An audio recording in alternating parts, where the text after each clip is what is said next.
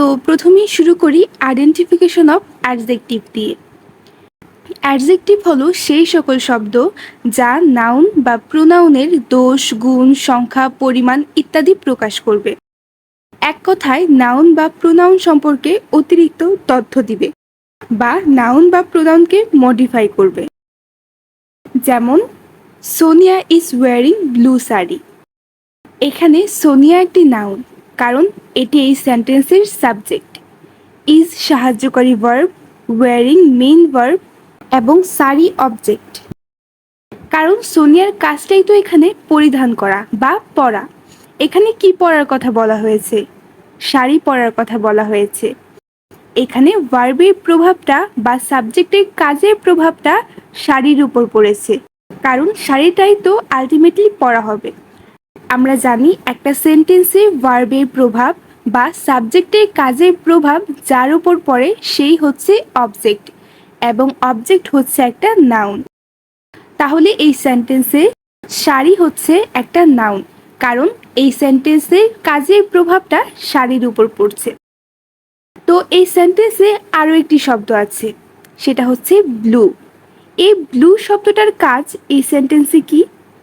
Blue শব্দটা দিয়ে শাড়ির বৈশিষ্ট্য প্রকাশ পাচ্ছে, অর্থাৎ ব্লু এই সেন্টেন্সে নাউন সম্পর্কে অতিরিক্ত তথ্য দিচ্ছে, যাকে বলা হয় মডিফাই করা।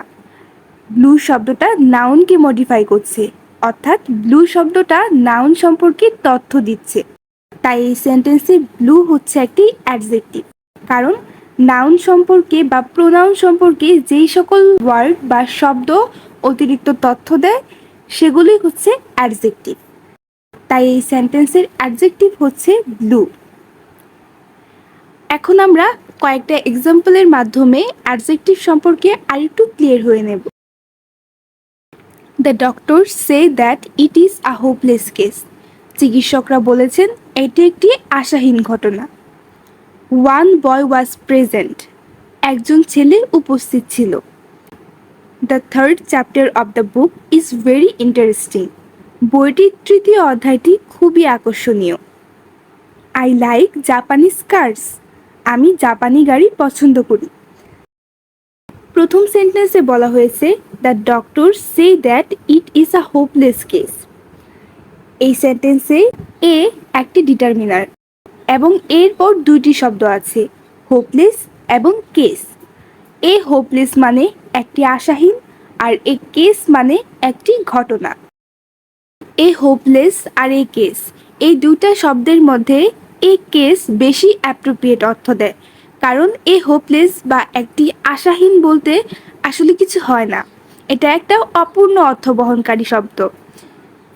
তাই এই সেন্টেন্সে এ ডিটারমিনারটা বসেছে কেসের জন্য।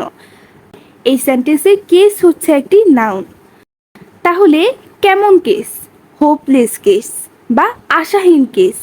এই হোপলেস শব্দটা দিয়ে নাউনকে মডিফাই করা হচ্ছে, নাউনের বিষয়ে তথ্য দেওয়া হচ্ছে, নাউনের বিষয়ে বলা হচ্ছে। তাই এই সেন্টেন্সে হোপলেস হচ্ছে একটি অ্যাডজেক্টিভ। তারপরে sentence one boy was present.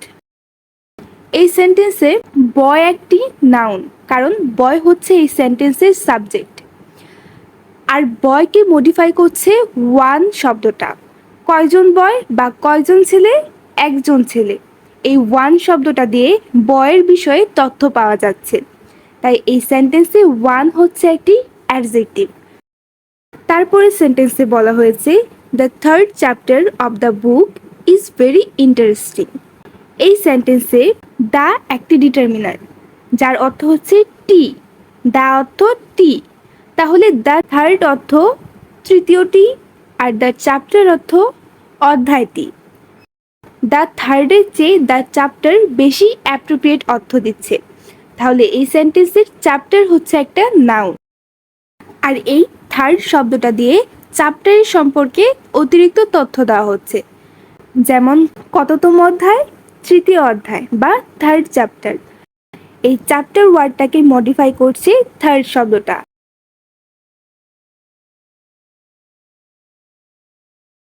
তাই এই সেন্টেন্সে থার্ড হচ্ছে একটি অ্যাডজেক্টিভ। তারপর এই সেন্টেন্সে একদম শেষে ইন্টারেস্টিং নামে আরও একটি শব্দ আছে। ইন্টারেস্টিং মানে আকর্ষণীয়। তাহলে এই সেন্টেন্সে আকর্ষণীয় বলতে আসলে কাকে বোঝানো হয়েছে? এখানে দ্য বুক হচ্ছে একটি নাউন এবং the book is very interesting মানে বইটি খুবই আকর্ষণীয়। এই সেন্টেন্সে ইন্টারেস্টিং বলতে এই বইকে বোঝানো হয়েছে বা বুককে বোঝানো হয়েছে। তাহলে ইন্টারেস্টিং শব্দটা বুককে মডিফাই করছে বা বুকের সম্পর্কে অতিরিক্ত তথ্য দিচ্ছে। এজন্য এই সেন্টেন্সের ইন্টারেস্টিংও হচ্ছে আরেকটি অ্যাডজেক্টিভ। এরপরের সেন্টেন্সে আছে আই লাইক জাপানিজ কার্স। আমি জাপানি গাড়ি পছন্দ করি। এই সেন্টেন্সে আই হচ্ছে সাবজেক্ট, লাইক হচ্ছে ভার্ব এবং কার্স হচ্ছে অবজেক্ট। কারণ আমার পছন্দ করার প্রভাবটা কার্স বা গাড়ির উপরে পড়েছে, তাই এই সেন্টেন্সে কার্স হচ্ছে অবজেক্ট। আর আমরা জানি অবজেক্ট হচ্ছে একটা সেন্টেন্সের নাউন। তাহলে এই সেন্টেন্সের কার্স বা গাড়ি হচ্ছে নাউন। কেমন গাড়ি? জাপানিজ গাড়ি। মানে এই সেন্টেন্সে জাপানিজ শব্দটা কারকে মডিফাই করছে বা কারের সম্পর্কে তথ্য দিচ্ছে। তাহলে এই সেন্টেন্সে জাপানিজ শব্দটা হচ্ছে adjective. Some students was not complete their assignment. কিছু শিক্ষার্থী তাদের অ্যাসাইনমেন্ট সম্পূর্ণ করেনি। Few students come to school today. আজ খুব কম শিক্ষার্থী স্কুলে এসেছে। She is smart enough to deal with the situation. পরিস্থিতি মোকাবেলায় সে যথেষ্ট বুদ্ধিমান। This is his pen. এটা তার কলম। The girl in blue sari is my sister. নীল শাড়ি পরা মেয়েটি আমার বোন। Few students come to school today. এই সেন্টেন্সে স্টুডেন্ট হচ্ছে নাউন, কারণ এই সেন্টেন্সে স্টুডেন্ট সম্পর্কেই বলা হয়েছে, তাই স্টুডেন্ট হচ্ছে এই সেন্টেন্সের সাবজেক্ট। আর সাবজেক্ট হচ্ছে একটা সেন্টেন্সের নাউন বা প্রোনাউন। এই সেন্টেন্সে সাবজেক্ট হচ্ছে স্টুডেন্ট এবং এটি একটি নাউন। তাহলে এখানে কতজন স্টুডেন্টের কথা বলা হয়েছে? কিছু স্টুডেন্ট, ফিউ স্টুডেন্ট। তাহলে এই সেন্টেন্সের ফিউ হচ্ছে একটি অ্যাডজেক্টিভ, কারণ এই ফিউ শব্দটা দিয়ে স্টুডেন্ট শব্দটাকে মডিফাই করা হচ্ছে। She is smart enough to deal with the situation. পরিস্থিতি মোকাবেলায় সে যথেষ্ট বুদ্ধিমান। এই সেন্টেন্সে স্মার্ট বলতে শিকে বোঝানো হয়েছে, মানে শি এর বিষয়ে তথ্য দেওয়া হয়েছে, শি এর বিষয়ে ইনফরমেশন দেওয়া হয়েছে। সে কেমন? সে স্মার্ট। তাহলে এই সেন্টেন্সে স্মার্ট হচ্ছে একটি অ্যাডজেক্টিভ। এরপরে sentence this is his pen. এটা হচ্ছে তার কলম। দিস ইজ হিজ পেন, এটা তার কলম। এই সেন্টেন্সে দিস, এই সেন্টেন্সে পেন হচ্ছে একটা নাউন এবং পেনকে মডিফাই করছে হিজ শব্দটা। তাহলে এই সেন্টেন্সে হিজ হচ্ছে একটি অ্যাডজেক্টিভ। কার কলম? তার কলম। এরপর the girl in blue sari is my sister. এই সেন্টেন্সে শাড়ি বা শাড়ি হচ্ছে একটি নাউন এবং ব্লু